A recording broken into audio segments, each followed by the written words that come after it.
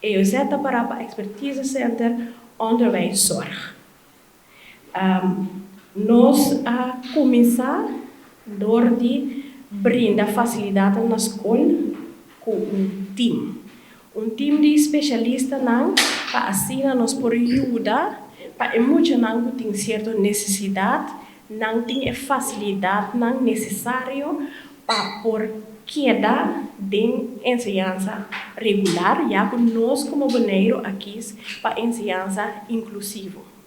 Me explica aqui que esse que vem com turma já da escola e de classe tem muito não tem menos dificuldade não e muito não com mais dificuldade tá há les de classe, pero com ajuda necessário rondou de cada um. Essa é parte de ensinança inclusiva. Assim nós começar. E ainda nós temos ensinança inclusiva na Bonaire.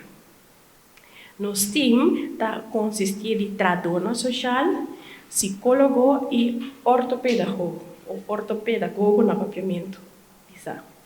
Nós temos time que tem diferente experiência e expertise.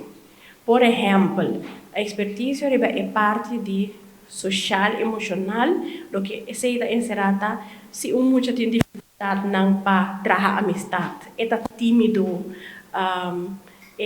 não sabe como para defender si mesmo, ou passa certa coisa não como mestre gente para ver com ele.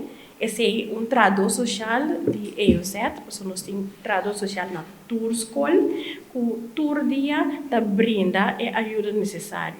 E psicólogo que nós temos também forma parte do time da escola, nós fazemos investigação na holandês, nós temos diagnóstico onderzoek, para portar em certo momento que nível de inteligência muito tem que ajuda mais tempo, só tem muito não que tem ajuda mais para não por cima mais lie, por exemplo, com o idioma, se nós vamos lesamento, nós temos no holandês dislexia, porque essa papiamento nós temos dislexia.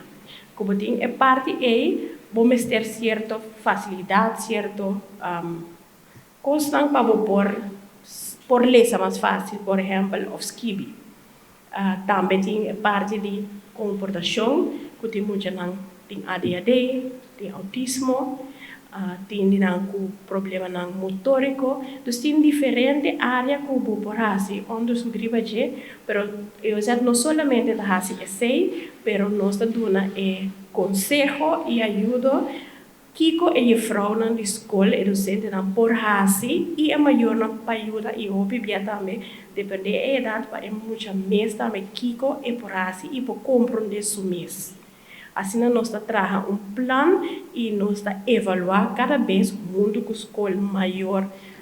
Outra instância não o aluno na mês, por exemplo, instância maneira MLC, nós importamos em logopedista, fisioterapeuta também para dar apoio para nós evaluar o processo durante o ano escolar.